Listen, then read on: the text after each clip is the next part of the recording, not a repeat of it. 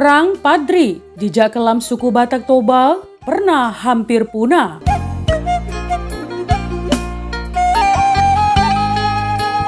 Ya, berbicara tentang suku Batak, ibarat menjelajah sebuah aliran sungai yang tidak berujung. Ada banyak cerita ataupun sejarah yang berhubungan dengan salah satu suku bangsa Indonesia ini terputus, bahkan datang tanpa sumber yang jelas. Ya, mulai dari asal-usul, sejarah, dan peradabannya, hampir tidak satu pun bisa dirangkai menjadi sebuah cerita utuh yang dapat dipercaya kebenarannya.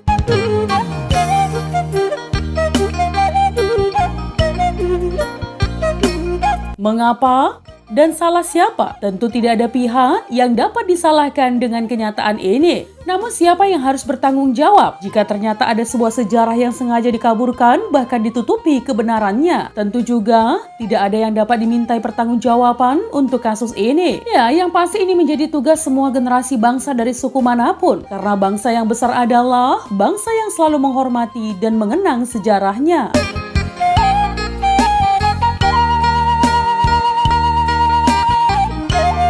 Iya, ada apa dengan suku Batak Toba? Menurut Samuel Hutagalung dalam bukunya berjudul Zending Rasisme dan Kolonialisme, orang-orang Batak Toba telah mengalami banyak penindasan dan pergumulan era praagama. Bahkan dalam sebuah catatan awal melaporkan adanya migrasi dari selatan Tapanuli ke arah utara. Ya, migrasi ini sebagai akibat serangan mematikan dari pasukan Padri yang dipimpin Imam Bonjol bagi Batak Mandailing yang menolak menerima perintahnya.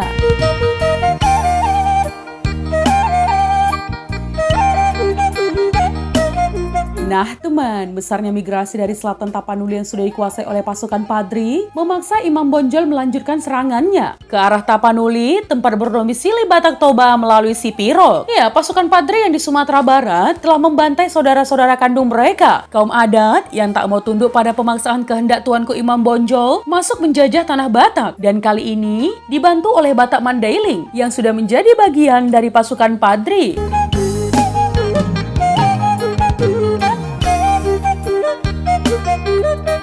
Raja Sisingamangaraja X dipenggal oleh kaum Monjo atau Bonjol ini dan kediamannya di Bakara telah dihancurkan. Ya, seorang saksi hidup Marga Daule dari Mandailing melaporkan kebiadaban pasukan Padri. Tak terhitung lagi banyaknya orang yang tewas disembelih Padri. Ribuan rumah dibakar Padri di kampung itu. Lebih 1.000 orang diikat Padri untuk dijual sebagai budak.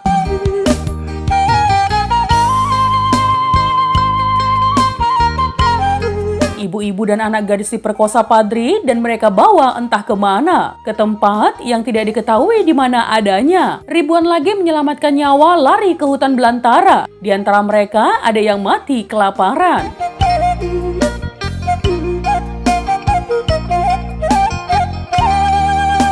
Seorang wanita yang berhasil lari dari tawanan tentara penjajah Padri melaporkan bahwa tuanku Imam Bonjol punya 3 orang istri dan 4 selir. Seorang istri Imam Bonjol mau melarikan diri, tetapi dibunuh oleh anak Imam Bonjol, yakni Sultan Sedi. Pada masa itu pasukan Padri punya kebiasaan menculik wanita-wanita Batak untuk dijual sebagai budak. Jelaslah kehidupan bangsa Batak, khususnya Batak Toba, bukanlah kehidupan aman dan damai di era praagama.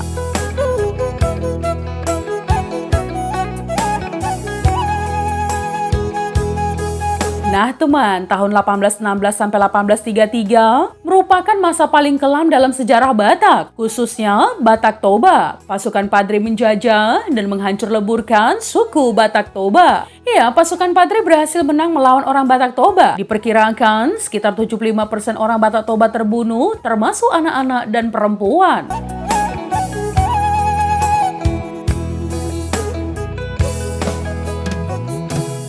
Ya, sisanya 25% yang tersisa adalah mereka-mereka yang melarikan diri ke hutan dan kelompok-kelompok yang tunduk pada pasukan Padri. Kekalahan telak suku Batak Toba ini tidak membuat pasukan Padri berhenti menghancurkan tanah Batak. Pasukan Padri bermaksud menjadikan utara Tapanuli sama seperti daerah selatan yang sudah lebih dulu tunduk kepadanya.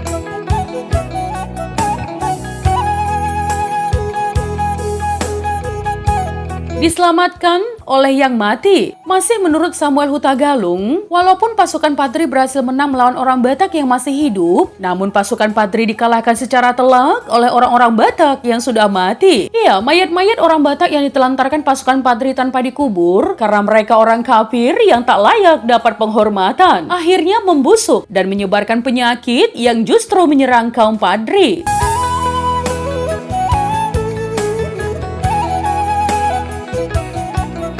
Nah teman, terpaksa pasukan Padri mundur hingga ke Mandailing dengan korban jiwa yang cukup besar pada pasukannya. Ya, kemunduran pasukan Padri dari tanah Batak Toba meninggalkan banyak kepedihan, luka dan trauma yang mendalam akibat pembunuhan massal ala Padri ini mengakibatkan orang-orang Batak Toba menjadi orang-orang yang penuh kecurigaan, menutup diri pada dunia luar sampai era waktu yang tidak jelas. Karena terbukti sekarang, orang-orang Batak adalah orang-orang yang sudah terbuka terhadap dunia luar.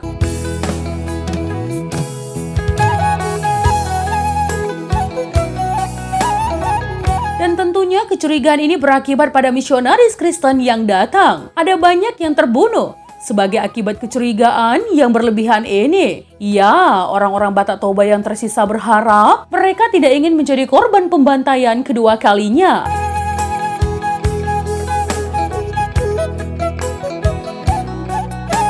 Bangsa yang besar adalah bangsa yang menghargai sejarahnya. Nah teman, sebagai generasi muda Indonesia sekaligus generasi muda Batak, tentu sejarah ini sangat menyakitkan sekali. Bisa dibayangkan teman, sesama suku bangsa saling melakukan pembunuhan yang saya sendiri mengategorikan ini sebagai genosida. Ya, sayangnya kisah ini tidak masuk dalam buku-buku sejarah Indonesia, namun pasti tercatat dalam sejarah dunia.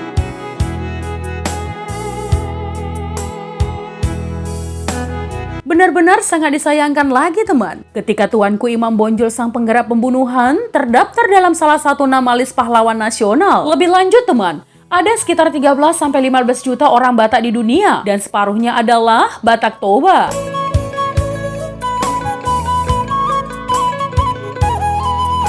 Nah teman, itu tadi adalah Perang Padri. Jejak kelam suku Batak Toba pernah hampir punah. Jika ada kesalahan dalam penyampaian sejarah, mohon dimaafkan ya teman.